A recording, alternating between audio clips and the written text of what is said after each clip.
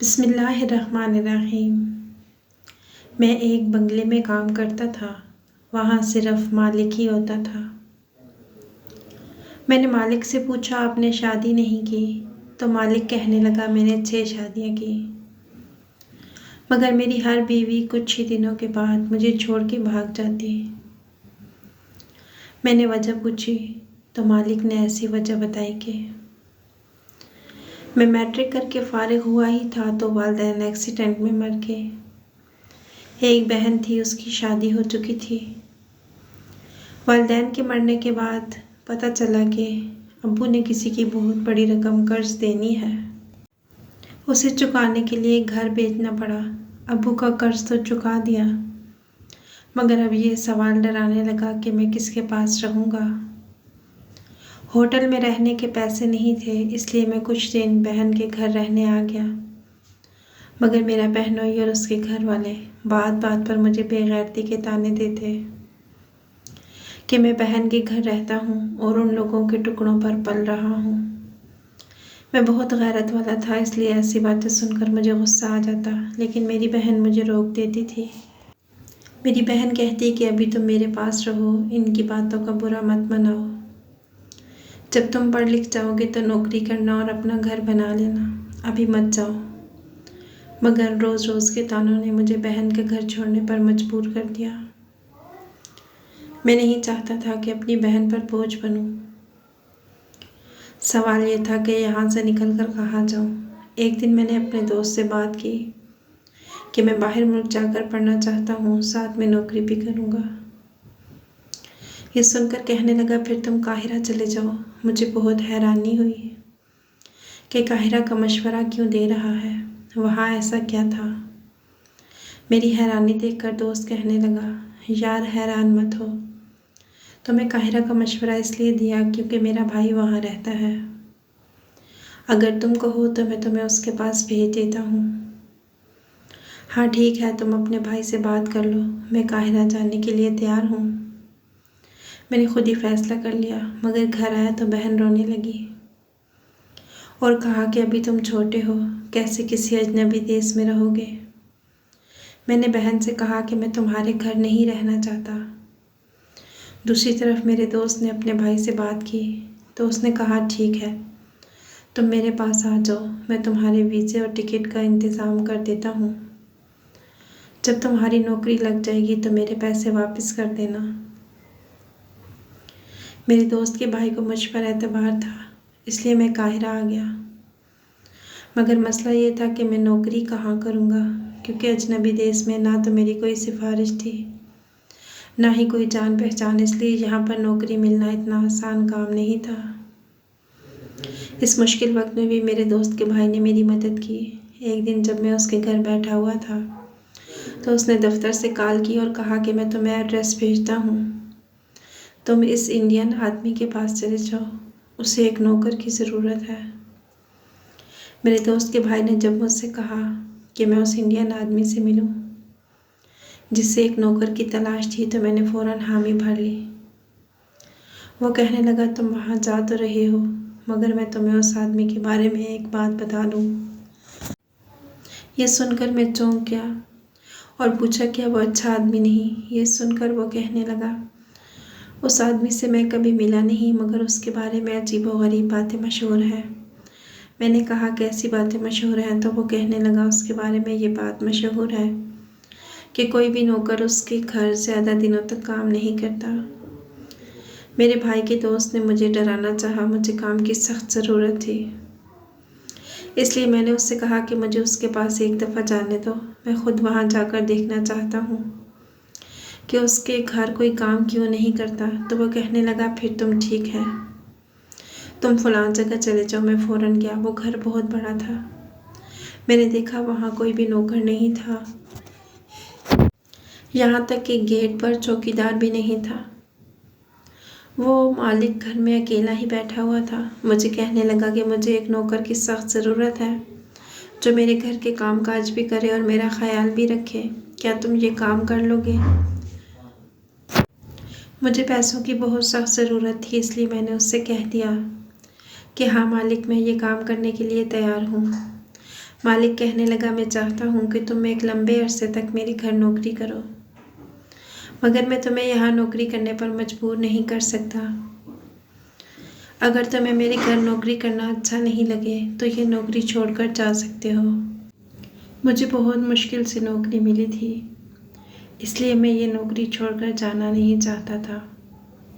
शुरू के दिनों में मुझे अंदाज़ा नहीं हो पाया कि लोग इस इंडियन मालिक के घर नौकरी क्यों नहीं करते। आखिर ऐसी क्या वजह थी कि इसके नौकर कुछ अर्सा काम करने के बाद उसे खुद ही छोड़कर चले जाते थे।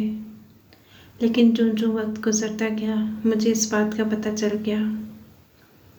अगरचे ये बात मेरे लिए भी नाकाबिले बर्दाश्त थी, मगर मेरे पास यहाँ रहने के अलावा कोई चारा नहीं था। मैंने सोचा अगर मैं भी दूसरे नौकरों की तरह ये घर छोड़कर चला गया तो फिर मैं कहाँ जाऊँगा। किसी पर बोझ बनने से बेहतर है कि इस चीज़ को बर्दाश्त कर लूँ। शायद मैं इस चीज़ का आदी हो जाऊँ। वैसे भी ये ज़िंदगी थी, यहाँ सबको बेहतरीन नहीं मिलता। हमें किसी न किसी चीज़ पर समझौता करना पड़ता है। मुझे यहाँ आए हुए 2 महीने से ऊपर हो चुके थे। इस चीज़ के अलावा इस इंडियन मालिक में कोई और ख़राबी नहीं थी। वो अपने घर में अकेला रहता था। उसके बीवी बच्चे नहीं थे। उसके घर पर कोई और मुलाजिम भी काम नहीं करता था। यहाँ काम करने के दौरान मुझे पता चला कि मेरा मालिक बहुत पैसे वाला आदमी था। सारा दिन अपने दफ्तर में काम करता रहता, शाम होती तो घर आ जाता और फिर मेरे काम शुरू हो जाते। मुझे बस उसके घर की साफ़ सफाई करनी होती थी। खाना मालिक बाहर से खा कर आता। मुझे बाकी मुलाजमों की तरह सारा दिन काम नहीं करने पड़ते थे। मुझे अंदाज़ा हो गया था कि इस इंडियन मालिक ने मुझे यहाँ क्यों रखा था। उसके दफ्तर से आने के बाद ही मेरी ड्यूटी शुरू होती थी। मेरे मालिक की सेहत अच्छी थी, मगर जब वो घर आता था तो उसके जिस्म से बहुत बदबू आती थी, जो कि साथ रहने वाले को भी महसूस होती थी। इसलिए वो घर आते ही मुझसे कहता था, पुत्र गर्म पानी का इंतज़ाम करो, मुझे नहाना है। ये मेरी रोज़ की ड्यूटी होती थी, इसलिए मैं फ़ौरन बाथरूम में चला जाता, उसके नहाने के लिए गर्म पानी का इंतज़ाम करता। मालिक फ़ौरन वॉशरूम में जाता, नहाते हुए कई घंटे लगा देता। मुझे समझ नहीं आती थी कि वो बाथरूम में इतना ज़्यादा वक्त क्यों लगाता है। शायद वो अपने जिस्म की बदबू से तंग था, उसे नहाकर ख़त्म करना चाहता था। मगर जैसे ही वो बाहर आता, आहिस्ता आहिस्ता उसके जिस्म से फिर वही बदबू आने लगती। वो बदबू अजीब व गरीब थी, नहाने के बावजूद भी उसके जिस्म से आती रहती थी। मुझे ये वजह समझ नहीं आती थी कि ये कैसी बदबू थी। मालिक हर रोज़ गर्म पानी से नहाता, फिर भी वो बदबू उसके जिस्म से ना जाती। एक दिन मालिक अच्छे मूड में था तो मैंने उससे पूछ ही लिया कि आपने शादी क्यों नहीं की। वो कहने लगा, मैंने शादी की थी मगर मेरी बीवी मुझे छोड़कर चली गई। मैंने उसकी तरफ देखा और कहा कि आपने दूसरी शादी क्यों नहीं की। मैं इस सवाल का जवाब जानना चाहता था, इसीलिए बार बार सवाल पूछ रहा था। वो कहने लगा, मैंने दूसरी शादी भी की थी, मगर कुछ दिन मेरे साथ रहने के बाद वो भी मुझे छोड़कर चली गई। फिर मैंने तीसरी शादी की, मगर कोई भी मेरी बीवी मेरे साथ रहने को तैयार नहीं थी। मैं जिससे भी शादी करता था वो लड़की चंद दिनों के बाद मेरे घर से भाग जाती। मैं ये बात पूछना चाहता था कि ये बदबू कैसी थी और मालिक के जिस्म से क्यों आती थी।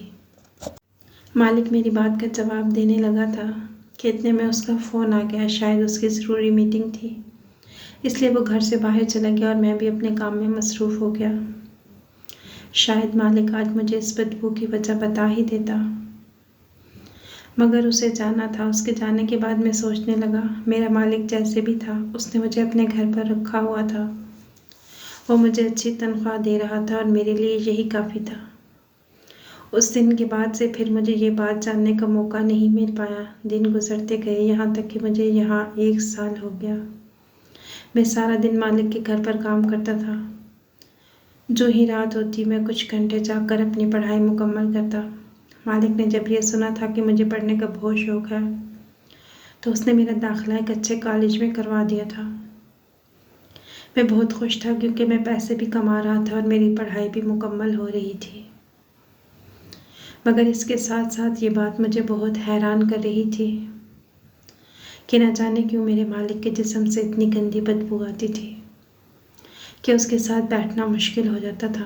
कभी कभी मुझे डर लगने लगता था कहीं मेरे मालिक को कोई ख़तरनाक बीमारी तो नहीं जो इसके साथ रहने वालों को भी लग सकती थी। मुझे इस बात का यकीन नहीं था, मगर जब उन लोगों का ख्याल आता जो मालिक के घर काम करने आए थे और जो ही उन्हें मालिक की इस बीमारी का पता चला तो वो उसे छोड़कर चले गए। अब मुझे शक होने लगा था कहीं ऐसा ना हो कि मालिक की खिदमत करते करते ये बीमारी मुझे ना लग जाए। मुझे अपनी फ़िक्र पड़ गई। मालिक अपनी ज़िंदगी गुजार चुका था, मगर मैं तो अभी कम उम्र था। मुझे अभी शादी भी करना थी। अगर यही बीमारी मुझे लग गई तो मेरा क्या होगा? क्योंकि मालिक तो अमीर आदमी था, उसके पास पैसा था, उसे किसी के होने ना होने से कोई फ़र्क नहीं पड़ता था। मगर मैं गरीब बंदा था। बहन को ये बात पता चलती तो मुझे फ़ौरन वापस बुला लेती, क्योंकि वो तो पहले ही मुझे यहाँ आने नहीं देती थी। ऐसी कई बातें थी जो मुझे दिन रात डराने लगी थी। कई बार नौकरी छोड़ने का फ़ैसला भी कर लिया, मगर जब महीने के आखिर में मुझे इतनी बड़ी रकम मिलती तो मैं अपना इरादा बदल लेता था। मालिक मुझ पर इतना मेहरबान था,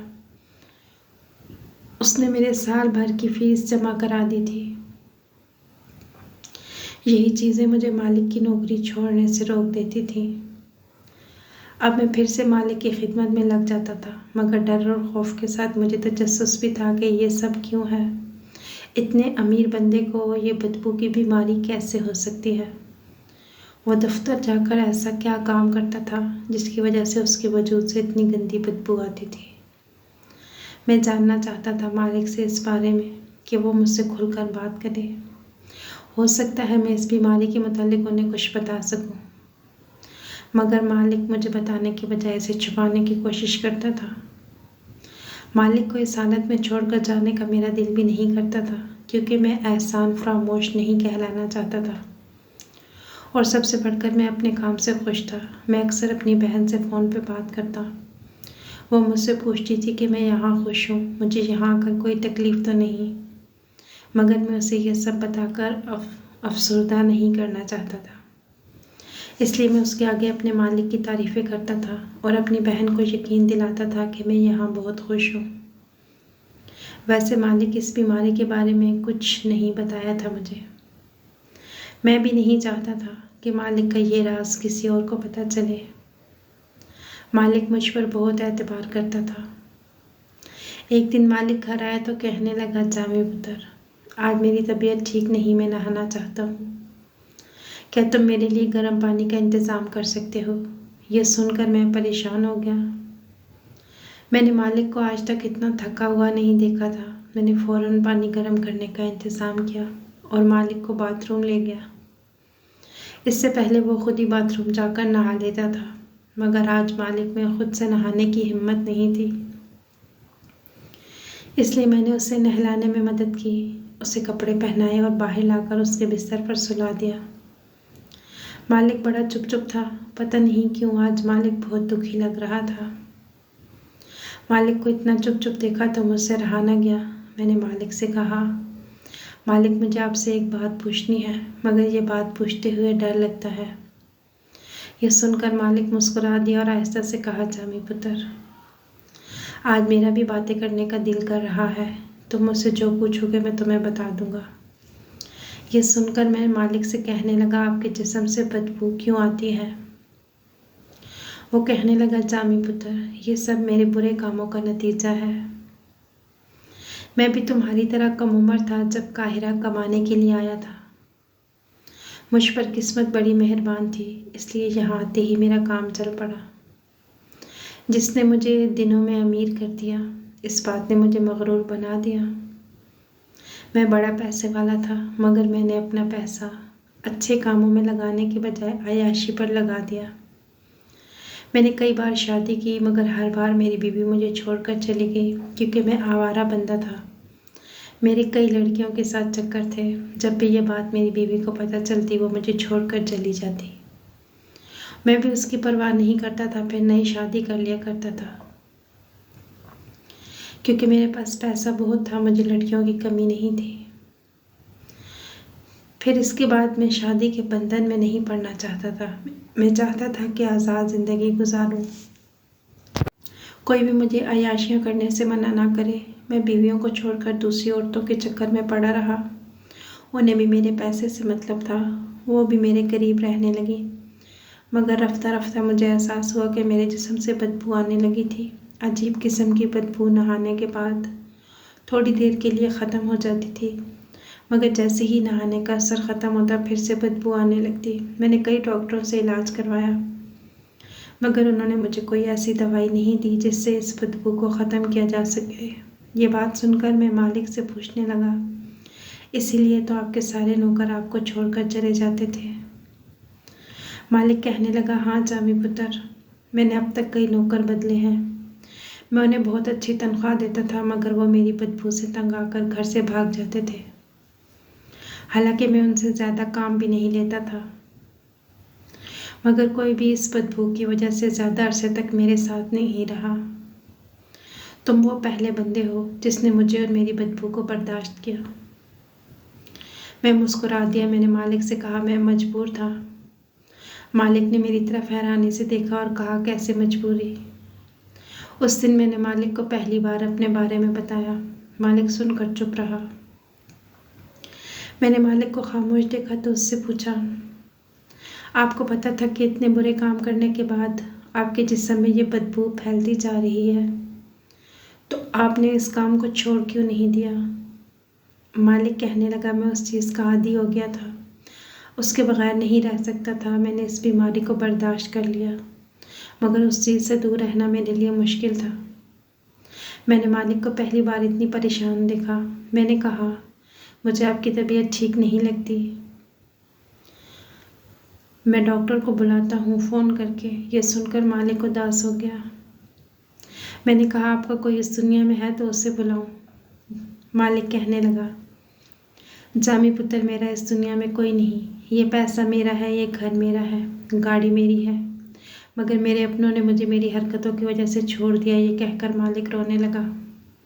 मैंने कहा, मालिक, आपको अपने किए पर पछतावा है, इसलिए अब आप बुरे कामों को छोड़ दें, फिर से शादी करें, अपना घर बसा लें, आप बेहतर ज़िंदगी गुजारने की कोशिश करें। मेरी बात सुनकर मालिक कहने लगा, जामी पुत्र, अब कुछ नहीं हो सकता, मैंने बहुत देर कर दी, अब मैं ये काम नहीं कर सकता। मैं जानता हूँ कि सब लोग मेरी बदबू की वजह से मुझे छोड़कर चले गए, मगर तुम मुझे छोड़कर नहीं गए, तुमने मेरी बदबू को बर्दाश्त कर लिया। शायद तुम्हारी मोहब्बत थी या फिर मजबूरी, तुम मेरे साथ रहे, इसलिए तुम्हारा बहुत शुक्रिया। ये कहकर मालिक रोने लगा। मैंने मालिक से कहा, आपकी तबीयत ठीक नहीं, मैं डॉक्टर को बुलाऊं? मालिक ने कहा, नहीं, मैं ठीक हूँ, तुम जाकर अपनी पढ़ाई करो, पढ़ लिख कर अपना नाम रोशन करो। तुम मेरी तरह अपनी ज़िंदगी बुरे कामों में ज़ाया मत करना। यह सुनकर मैं अपने कमरे में आ गया। मेरे इम्तिहान होने वाले थे, इसलिए मैं तैयारी करने लगा, मगर बार बार मेरी तवज्जो मालिक की तरफ जाती थी। मालिक की तबीयत बहुत ज़्यादा ख़राब थी, मगर वो मुझे परेशान नहीं करना चाहता था, इसलिए मुझे पढ़ने के बहाने कमरे से भेज दिया। लेकिन मुझे उसी की फ़िक्र थी। मैं कुछ देर तक पढ़ता रहा, फिर मैंने सोचा मुझे मालिक के कमरे में जाकर उसे देखना चाहिए कि उसकी तबीयत कैसी है। थोड़ी देर के बाद मैं मालिक के कमरे में गया तो मेरे होश उड़ गए, क्योंकि मालिक की तबीयत बहुत ज़्यादा ख़राब थी। उसकी सांसें उखड़ रही थी। ये देखकर मैं घबरा गया। मैंने मालिक को डॉक्टर के पास ले जाना चाहा, मगर उसी वक्त मालिक ने दम तोड़ दिया और वो मर गया। मालिक मेरा अपना नहीं था, मगर उसके मरने पर मैं रोने लगा। वो लावारिस था, इसलिए मैंने कुछ लोगों की मदद से उसे दफना दिया। एक दिन के बाद मालिक का वकील मेरे पास आया और कहा, मेरे मालिक ने मरने से पहले अपनी सारी दौलत मेरे नाम कर दी थी। मैं खुश हो गया था। आखिर अल्लाह ताला ने मेरी नेकी का सिला मुझे इसी दुनिया में दे दिया था। सच कहते हैं, नेकी रायगा नहीं जाती। आपको वीडियो पसंद आई तो लाइक कीजिएगा। अगली वीडियो तक के लिए अल्लाह हाफिज़।